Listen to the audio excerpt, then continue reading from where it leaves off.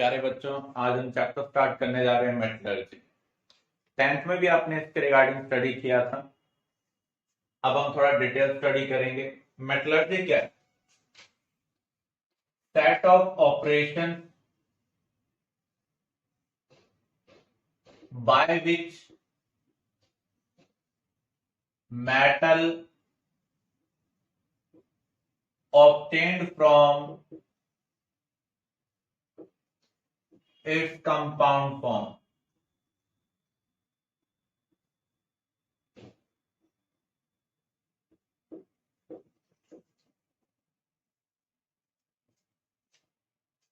Metallurgy कोई एक particular process नहीं है, ये मल्टीपल प्रोसेस का कॉम्बिनेशन है जिसका यूज कर हम मेटल को ऑब्टेन करते हैं उसकी कंपाउंड फॉर्म से।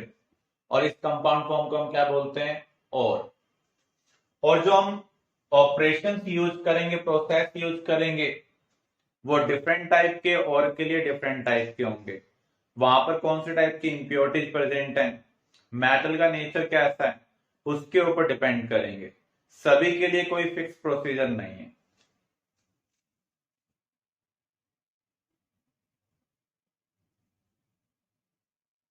मिनरल एंड और, इन दोनों में डिफरेंस क्या है? all compound form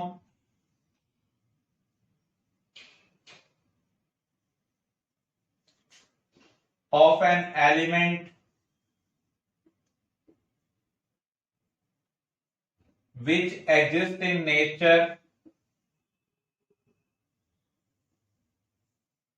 उसे हम क्या कहेंगे? Mineral. For example,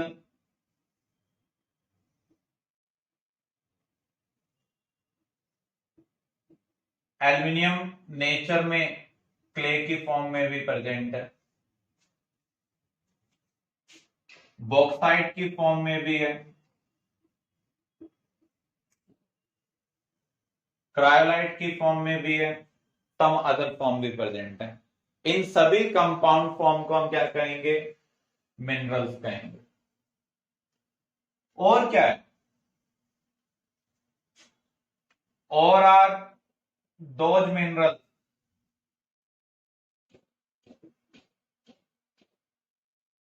from which metal obtained economically and easily। जिस कंपाउंड फॉर्म से हम मेटल को आसानी से निकाल पाए, सस्ते में निकाल पाए, उस कंपाउंड फॉर्म को हम कहेंगे और। ये वो कंपाउंड फॉर्म है जहां पर एलिमेंट की परसेंटेज बहुत ज्यादा होगी। बॉक्साइट, क्रायोलाइट, ये दोनों क्या है? और ऑफ एल्यूमिनियम। फिर से आप देख लें, मिनरल्स और में क्या डिफरेंस है। किसी भी एलिमेंट की जितने भी कंपाउंड फॉर्म आपके उसके अंदर प्रेजेंट है, नेचर के अंदर प्रेजेंट है, या फिर नेटिव फॉर्म भी, सभी एलिमेंट जरूरी नहीं कि कंपाउंड फॉर्म में एग्जिस्ट करें। जिनकी रिएक्टिविटी बहुत कम है, जैसे गोल्ड, प्लेटिनम, वो एलिमेंट्री फॉर्म में भी एग्जिस्ट कर सकते हैं, उनको हम बोलते हैं नेटिव फॉर्म। और कंपाउंड फॉर्म और native form of an element which exist in nature are called minerals. और वो कंपाउंड फॉर्म है, वो मिनरल्स हैं जिनसे हम मेटल को इकोनॉमिकली और इजीली निकाल सकते हैं। ऐसे केस में जो मेटल है या एलिमेंट है उसकी परसेंटेज ज्यादा होगी। तो यहां पर हम ये भी कह सकते हैं सभी और क्या है? मिनरल्स हैं।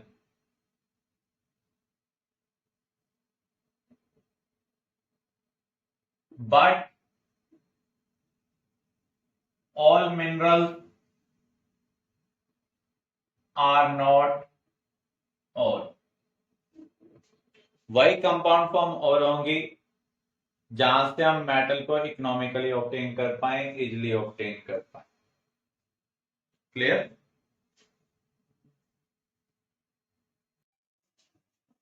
कुछ और के नेम विथ केमिकल फार्मूला ये हमें रिमेंबर करने।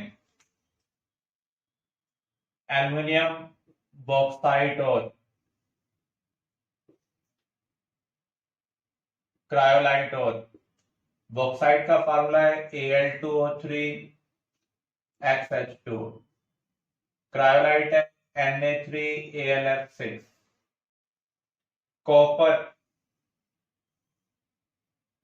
Copper pyrite CuFeS2,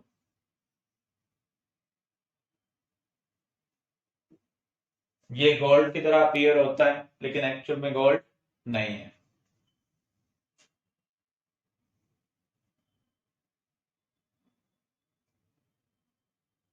copper oxide जिसे हम बोलते हैं cuprite Cu2O, malachite copper carbonate copper hydroxide,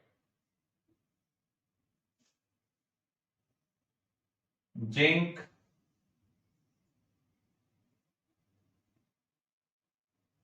blend है, इसका फार्मूला है zinc sulphide,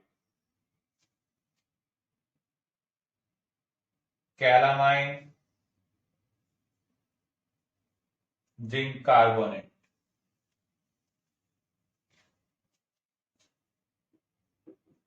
silver horn silver,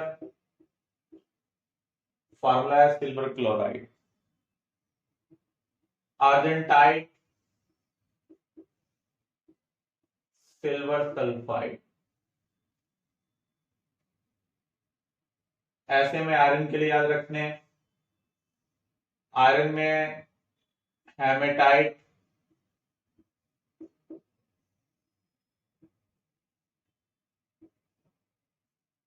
magnetite iron pyrite.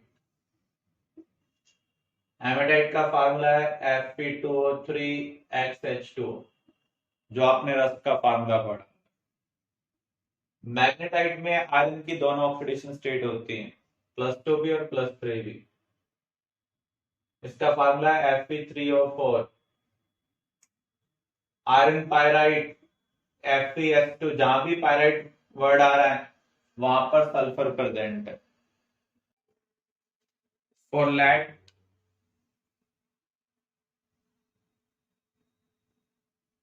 जेलेना lead sulphide, mercury cinnabar mercuric sulphide. तो कम से कम ये एग्जांपल आपको याद करने, बुक में आपको बहुत सारे एग्जांपल दिए हुए हैं लेकिन कम से कम आपको ये याद होने चाहिए।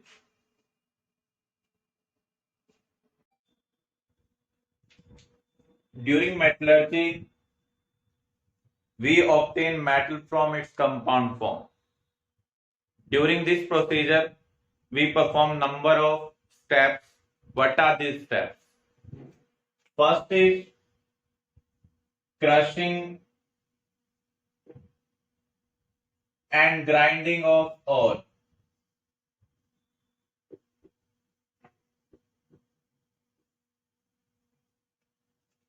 अर्थ क्रस्ट के अंदर जो और प्रेजेंट है, सबसे पहले हम क्रेन का यूज कर उसको निकालते हैं।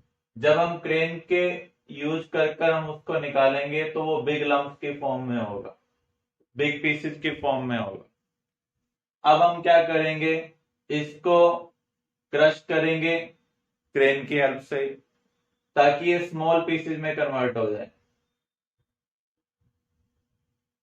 अब जो स्मॉल पीसेज हैं उनको हम ग्राइंड करेंगे ताकि वो फाइन पाउडर में कन्वर्ट हो जाए। हम फाइन पाउडर में क्यों कन्वर्ट कर रहे हैं? सॉलिड के केस में जितना ज्यादा सरफेस एरिया होगा उतना फास्टली वो प्रोसेस में पार्टिसिपेट करेगा, रिएक्शन में पार्टिसिपेट करेगा। इसलिए जो भी हम और अर्थ क्रस्ट से ऑब्टेन कर रहे हैं, पहले वो बिग लम्प्स की फॉर्म में उसको स्मॉल पीसेस में कन्वर्ट कर रहे हैं, फाइनली उसको फाइन पाउडर में कन्वर्ट कर रहे हैं। in order to increase its surface area. इस प्रोसेस को हम पल्वराइजेशन भी बोलते हैं.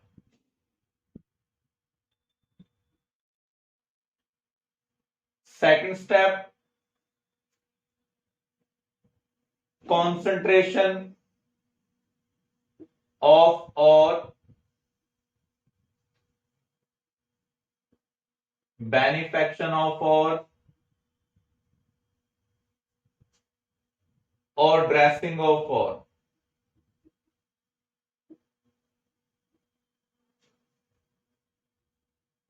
इसका मीनिंग क्या है? जो और हम अर्थ क्रस्ट से ऑब्टेन करते हैं उसके अंदर अनवांटेड पार्टिकल्स हैं.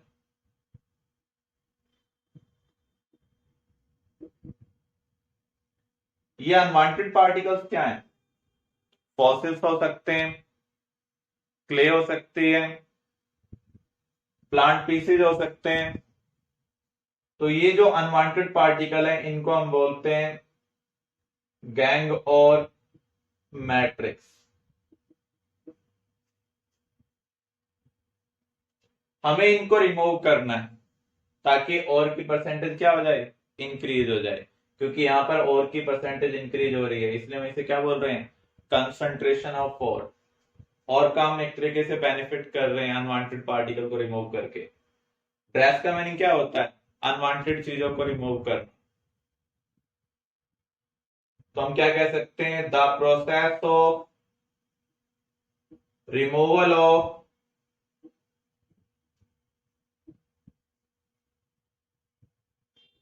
gang from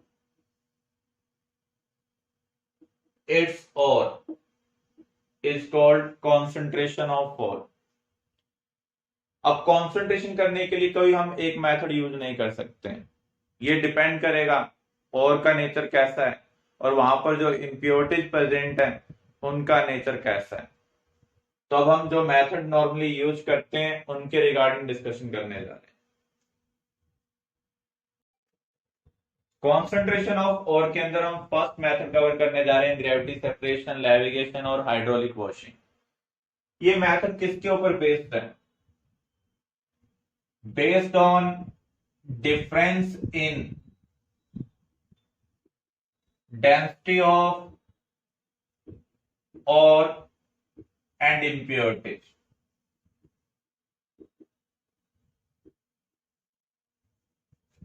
तो जिसकी डेंसिटी ज्यादा होगी उसके ऊपर ग्रेविटी का इफेक्ट क्या होगा? ज्यादा होगा. इसलिए मेथड का नाम हमने क्या रखा है? Gravity separation. तो यहां पर हम इनको सेपरेट कैसे करेंगे? The ore to be concentrated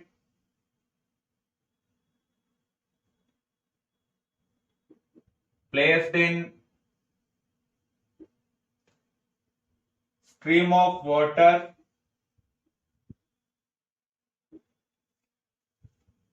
so heavier particles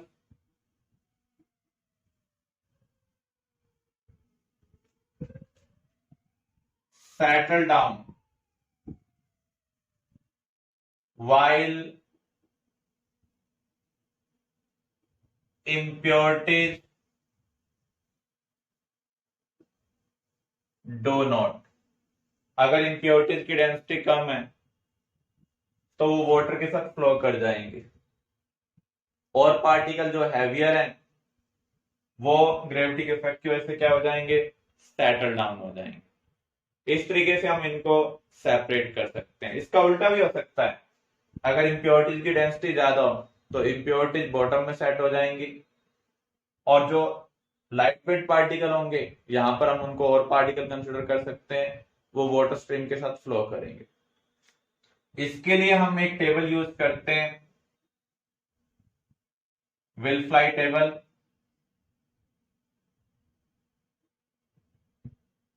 यहां पर हम रनिंग वाटर प्लेस कर रहे हैं और जिस और को कंसंट्रेट करना उसको यहां रख दिया हमने. यहां पर हमने छोटे छोटे बैरियर क्रिएट कर रखे हैं. पहले तो और भी और इम्प्योरिटी दोनों के पार्टिकल फ्लो करेंगे लेकिन बैरियर आने की वजह से जो हैवियर पार्टिकल है वो यहां पर रुक जाएंगे और जो लाइट वेट पार्टिकल हैं वो वाटर स्ट्रीम के साथ फ्लो करते हुए आगे चले जाएंगे, कुछ और पार्टिकल भी आगे जा सकते हैं तो वो यहां पर आकर रुक सकते हैं और वाटर स्ट्रीम फिर इसको क्रॉस कर कर आगे जाएगी। तो इस तरीके से जो हैवियर पार्टिकल हैं, मोस्ट ऑफ पार्टिकल उनको हम सेपरेट कर पा रहे हैं। किसी भी मेथड से हम 100% पार्टिकल को सेपरेट नहीं कर सकते, तो यहाँ मोस्ट ऑफ पार्टिकल्स को हम क्या कर पा रहे हैं, सेपरेट कर पा रहे हैं। और कॉन्सेंट्रेशन का पर्पज क्या है, वांटेड पार्टिकल की परसेंटेज को बढ़ाना। और यहां पर हम वाटर का यूज कर रहे हैं, इसलिए इस मेथड का नाम क्या है, हाइड्रोलिक वॉशिंग। इस मेथड का हम यूज वहां पर करते हैं जहां पर और पार्टिकल नॉर्मली हैवियर होते हैं। फॉर एग्जांपल आयरन ओर को कंसंट्रेट करने के लिए, आयरन का जैसे हेमेटाइट ओर है, उसको कंसंट्रेट करने के लिए हम इसका यूज करते हैं। गोल्ड ओर है, उसको कंसंट्रेट करने के लिए भी हम इसी टेक्निक का यूज करते हैं, क्योंकि वहां पर इम्प्योरिटीज और पार्टिकल की डेंसिटी में बहुत ज्यादा डिफरेंस है। क्लियर। कंसंट्रेशन ऑफ और में हम सेकंड मेथड कवर करने जा रहे हैं, मैग्नेटिक सेपरेशन।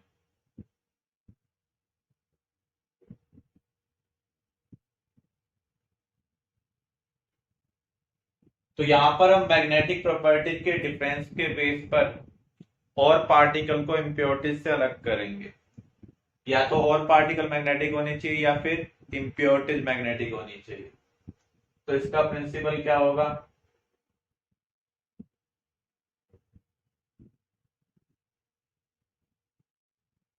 और particles and impurities differ with respect to magnetic properties। तो यहां पर हम प्रोसीजर क्या फॉलो करते हैं, ore to be concentrated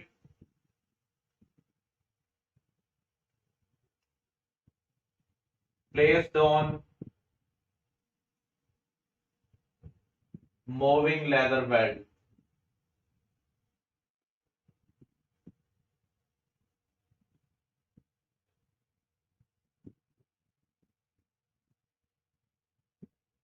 which connected to one magnetic rotor।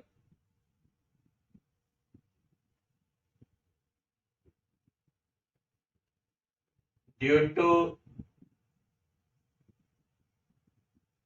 magnetic effect and inertia, magnetic and non-magnetic particle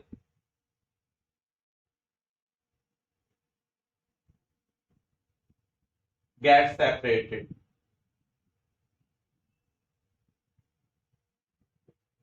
तो यहां पर हम क्या कर रहे हैं, जिस और को कंसंट्रेट करना है उसको हम मूविंग लेदर बेल्ट के ऊपर प्लेस कर रहे हैं, जो किसके हेल्प से रोटेट हो रही है, मैग्नेटिक रोटर की हेल्प से। तो मैग्नेट के इफेक्ट की वजह से और इनर्शिया के इफेक्ट की वजह से मैग्नेटिक और नॉन मैग्नेटिक पार्टिकल क्या हो रहे हैं, सेपरेट हो रहे हैं। तो यहां पर हम मैग्नेटिक प्रॉपर्टीज के बेस पर सेपरेट कर रहे हैं, इसलिए इस मेथड का नाम क्या है, मैग्नेटिक सेपरेशन। डायग्राम के थ्रू हम इसको अंडरस्टैंड कर लेते हैं। जिस और को हमें कॉन्सेंट्रेट करना है उसको हम मूविंग लेदर बेल्ट के ऊपर प्लेस कर रहे हैं।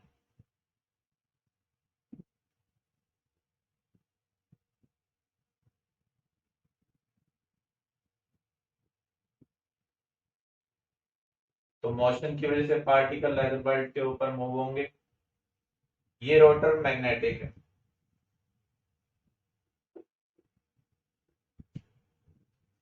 तो जो पार्टिकल नॉन मैग्नेटिक होंगे इनर्शिया की वजह से वो फार अवे चले जाएंगे। जबकि मैग्नेटिक पार्टिकल मैग्नेट के थ्रू अट्रैक्ट होंगे तो ये आगे पास नहीं होंगे। जब मैग्नेट का इफेक्ट कम हो जाएगा, ग्रेविटी का इफेक्ट डोमिनेट हो जाएगा, तो उस केस में ये पार्टिकल ग्रेविटी के इफेक्ट की वजह से नीचे आ जाएंगे। तो आप देख रहे हैं नॉन मैग्नेटिक पार्टिकल और मैग्नेटिक पार्टिकल अलग अलग हो रहे हैं। तो यहाँ पर नॉन मैग्नेटिक पार्टिकल्स हैं और यहाँ पर मैग्नेटिक पार्टिकल्स हैं। इसलिए हम इस मेथड को क्या बोल रहे हैं? Magnetic separation.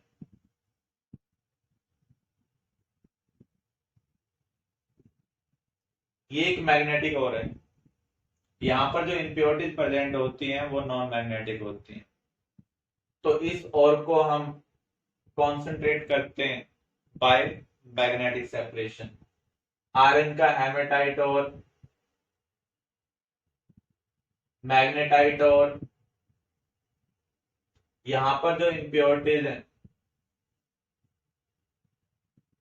वो भी नॉन मैग्नेटिक है, जबकि ये और पार्टिकल क्या है?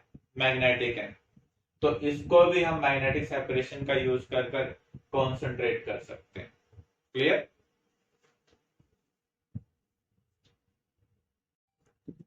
Next method, froth flotation. Froth का मीनिंग है झाग। झाग की डेंसिटी कम होती है, वो फ्लोट करती है। तो किसी तरीके से हम और या इम्प्योरिटीज को फ्रॉथ का पार्ट बना रहे हैं। फ्रॉथ लो डेंसिटी होने की वजह से फ्लोट करेगी, जिससे वो अदर टाइप के पार्टिकल से सेपरेट हो जाएगी। इसलिए हम इस मेथड को क्या बोल रहे हैं? Froth flotation. ये किसके ऊपर बेस्ड है? Based on difference in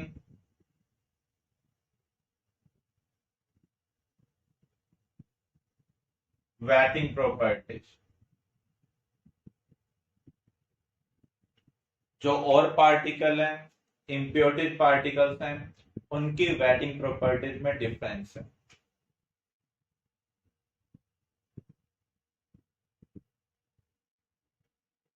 sulphide और पार्टिकल्स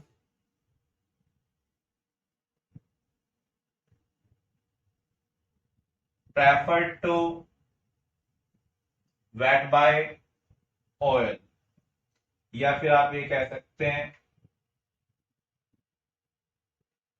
वो ऑयल को एडजॉर्ब कर रहे हैं। while impurities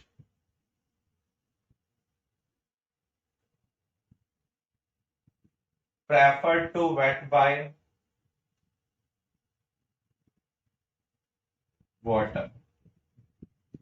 तो यहां पर वेटिंग प्रॉपर्टीज में डिफरेंस है।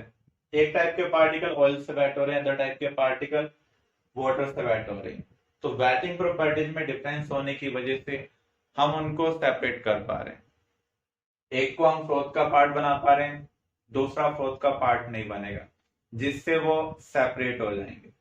तो जो सल्फाइड और है, सल्फाइड और के लिए हम एक टर्म और भी यूज करते हैं, पायराइट। जो पायराइट और है या सल्फाइड और है, उनको हम इस मेथड से कॉन्सेंट्रेट करते हैं। प्रोसीजर क्या है?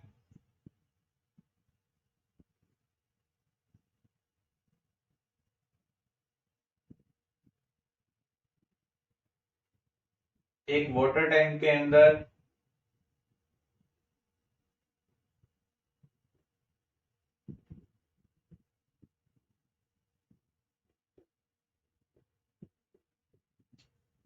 जिस और को कंसंट्रेट करना है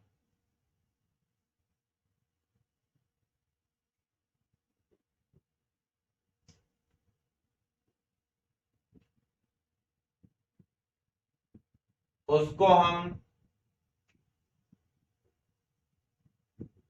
ऑयल के साथ मिक्स कर वाटर टैंक में इंट्रोड्यूस करेंगे। एक रॉड की हेल्प से इस रॉड के बॉटम पर एक रोटर लगा हुआ है, एक तरीके से मिक्सर लगा हुआ है। यहाँ पर एक ओपनिंग और भी है जहां से हम एयर फ्लो कर सकते हैं। तो हम क्या करेंगे, जिस और को कॉन्सेंट्रेट करना है उसको ऑयल के साथ मिक्स करेंगे। मिक्स करने के बाद हम उसको वाटर टैंक में इंट्रोड्यूस कर रहे हैं, रोटर के हेल्प से मिक्स कर रहे हैं, फिर एयर पास करेंगे। जब आप वाटर में से एयर पास करते हैं किसी स्ट्रॉ का यूज कर कर तो बबल्स बनते हैं। ऐसे यहाँ पर जब हम एयर पास करेंगे तो बबल्स बनेंगे। अगर आप प्योर वाटर में से एयर पास करते हैं तो बबल्स स्टेबल नहीं होते, लेकिन अगर आप वाटर के अंदर ऑयल या सोप ऐड कर दें तो बबल्स स्टेबल हो जाएंगे। तो यहाँ पर जब हम एयर पास कर रहे हैं तो एयर पास करने के हेल्प से बबल्स बनेंगे और वाटर के हेल्प से वो पूरे टैंक में स्प्रेड हो जाएंगे। अब ये ऑयली बबल क्या करेंगे, उन पार्टिकल को स्टिक करेंगे जो ऑयल से वेट हुए हैं। सल्फाइड और पार्टिकल किससे वेट हुए हैं, ऑयल से वेट हुए हैं, तो उनको अपने साथ स्टिक कर लेंगे। लेकिन जो इम्प्योरिटीज हैं जो वाटर से वेट हुई हैं उनको अपने साथ स्टिक नहीं करेंगे और सरफेस पर आ जाएंगे और फ्रोथ बना देंगे। फ्रोथ लो डेंसिटी की वजह से फ्लोट करती है, तो इसका मीनिंग हम और पार्टिकल को इम्प्योरिटी से सेपरेट कर पा रहे हैं, इसलिए इस मेथड का नाम क्या है, फ्रोथ फ्लोटेशन। कभी कभी क्या होगा, सल्फाइड और के अंदर सल्फाइड ही इम्प्योरिटीज होगी। For example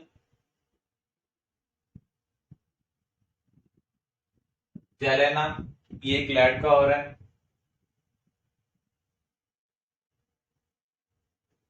contains impurities of zinc sulphide और आयरन सल्फाइड। यहां पर ये दोनों सल्फाइड है, तो जब आप इस प्रोसीजर का यूज करेंगे तो और पार्टिकल और इम्प्योरिटीज दोनों ही ऑयल से वेट हो रही है। इसका मीनिंग दोनों ही फ्रोथ का पोर्शन बन सकते हैं, तो इसका मीनिंग यहाँ पर हम इम्प्योरिटीज को सेपरेट नहीं कर पाएंगे। ऐसे केस में हम क्या कर सकते हैं, यहाँ पर हम एक केमिकल यूज करते हैं जिसको हम बोलते हैं डिप्रेसेंट। डिप्रेसेंट क्या करता है,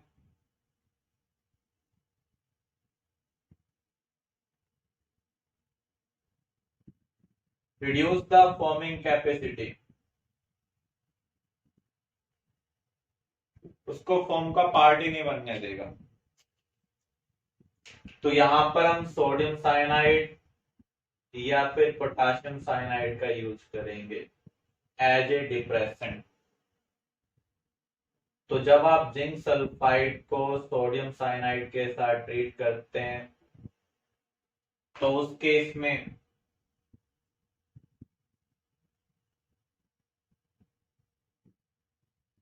सॉल्युबल कॉम्प्लेक्स बनेगा।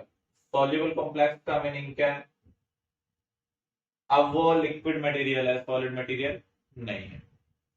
जबकि पहले जो और पार्टिकल फॉर्म का पार्ट बन रहे थे वो सॉलिड पार्टिकल्स थे। तो यहां पर अगर हम इस मिक्सचर को वाटर टैंक में इंट्रोड्यूस करते हैं, साथ में सोडियम साइनाइड या पोटेशियम साइनाइड डालते हैं, तो जिंक सल्फाइड सोडियम साइनाइड के साथ रिएक्ट कर कर एक सॉल्युबल कॉम्प्लेक्स बना रहा है, मीन्स एक लिक्विड कंपाउंड बना रहा है। अब ये लिक्विड कंपाउंड अगर फ्रोथ का पार्ट बन भी जाता है तो उस केस में भी हम उसको इजीली सेपरेट कर सकते हैं, क्योंकि जब आप फ्रोथ को कलेक्ट करेंगे, केमिकल ट्रीटमेंट करेंगे, तो सॉलिड पार्टिकल लेड सल्फाइड के आपको मिल जाएंगे। तो यहाँ पर सोडियम साइनाइड का रोल क्या है, ये डिप्रेसेंट का काम कर रहा है। तो एग्जाम में क्वेश्चन आ सकता है फ्रोथ फ्लोटेशन में सोडियम साइनाइड और पोटेशियम साइनाइड का रोल क्या है। ये डिप्रेसेंट का काम करता है, अनवांटेड सल्फाइड पार्टिकल को सॉल्युबल कॉम्प्लेक्स में कन्वर्ट कर देगा।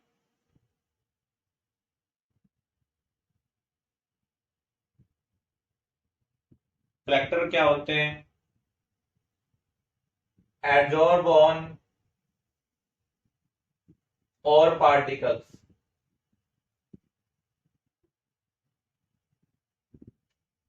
and helps to attach with oily bubble. जब हम कलेक्टर को वाटर टैंक में इंट्रोड्यूस करेंगे तो वो और पार्टिकल के सरफेस के ऊपर एडजॉर्ब हो जाएगा। ये ऑयली मटेरियल के साथ स्टिक होना प्रेफर करता है। एक तरीके से ये उसकी वेटेबिलिटी इंक्रीज कर रहा है विद ऑयल और नॉन वेटेबिलिटी इंक्रीज कर रहा है विद वाटर। तो जो इथाइल जेंथेट है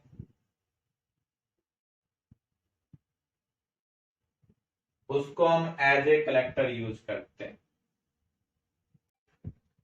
कॉपर सल्फेट को हम एज ए एक्टिवेटर यूज करते हैं। एक्टिवेटर का काम क्या होता है? फॉर्मिंग कैपेसिटी को इंक्रीज करना। डिप्रेशन का काम क्या था? फॉर्मिंग कैपेसिटी को रिड्यूस करना। Increase foaming capacity. Copper sulphate as activator हम फ्लोटेशन प्रोसेस में यूज करते हैं। तो ये कुछ टर्मिनोलॉजी है जो आपको ध्यान रखनी है। रोल ऑफ डिप्रेशन के बारे में पूछा जा सकता है। कुछ केमिकल दिए जाएंगे, आपको पूछा जाएगा इनमें से कलेक्टर कौन सा, एक्टिवेटर कौन सा है। Clear? Next method chemical separation और लीचिंग। नाम से हमें पता चल रहा है कि हम यहाँ पर कोई केमिकल यूज करेंगे। तो यहाँ पर हम एक सुटेबल केमिकल यूज कर रहे हैं विच रिएक्ट आइदर विद और impurities and form soluble complex। Means ये एक चीज को लिक्विड में कन्वर्ट कर देगा। लिक्विड और सॉलिड को हम बाय फिल्ट्रेशन सेपरेट कर सकते हैं। इस तरीके से हम और इम्प्योरिटीज को क्या कर रहे हैं? सेपरेट कर रहे हैं। In this method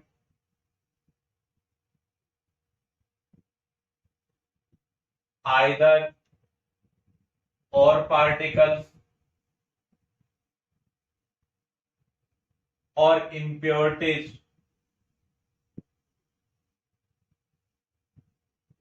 react with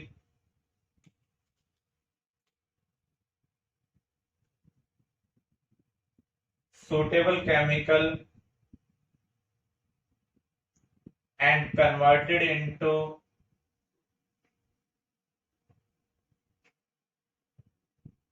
soluble complex which can be separated by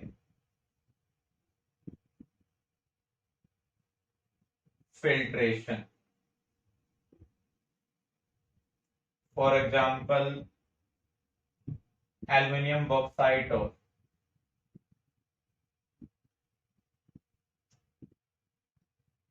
Concentrated by this method.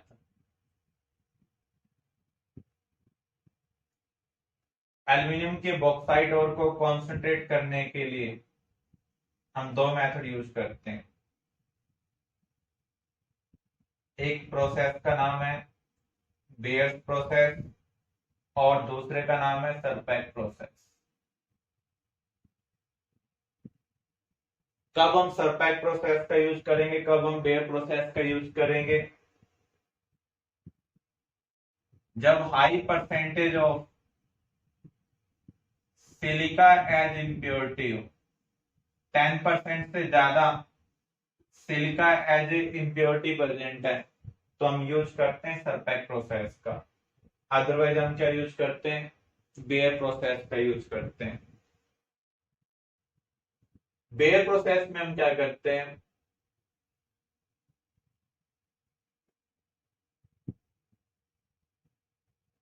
Bauxite और जो है उसको हम सोडियम हाइड्रोक्साइड के एक्वा सॉल्यूशन के साथ ट्रीट करेंगे। तो यहां पर जो और पार्टिकल्स हैं वो इसके साथ रिएक्ट कर जाएंगे, क्या बनाएंगे, सॉल्युबल कॉम्प्लेक्स बनाएंगे। इम्प्योरिटीज रिएक्ट नहीं करेंगी। फिल्टर कर हम इम्प्योरिटीज को सेपरेट कर देंगे। अब ये जो लिक्विड पार्ट है इसको हम कॉन्टिन्यूसली वाटर के साथ ट्रीट करेंगे। एल्युमिनियम हाइड्रोक्साइड के हमें पीपीटी मिलेंगे, इनको हम हीट करेंगे, हमें मिल जाएगा Al2O3, इसे हम बोलते हैं एल्यूमिनियम। तो हमने क्या किया, जिस और को कॉन्सेंट्रेट करना है उसको हमने एक्वस सोडियम हाइड्रोक्साइड के साथ ट्रीट किया, और पार्टिकल ने रिएक्ट कर सॉल्युबल कॉम्प्लेक्स बनाया, इम्प्योरिटीज ने रिएक्ट नहीं किया, वो सॉलिड ही है, उनको हम फिल्टर कर सेपरेट कर सकते हैं। जो लिक्विड पार्ट मिला उसमें हमने और वाटर डाला, प्रेसिपिटेशन स्टार्ट हुआ, एल्युमिनियम हाइड्रोक्साइड के प्रेसिपिटेट हमें मिलेंगे व्हाइट पीपीटी। अगर पीपीटी नहीं बनते हैं तो हम थोड़े से एल्युमिनियम हाइड्रोक्साइड के पीपीटी डाल देंगे, इससे पीपीटी बनने का जो प्रोसेस है वो फास्ट हो जाता है। इस टेक्निक को हम बोलते हैं सीडिंग।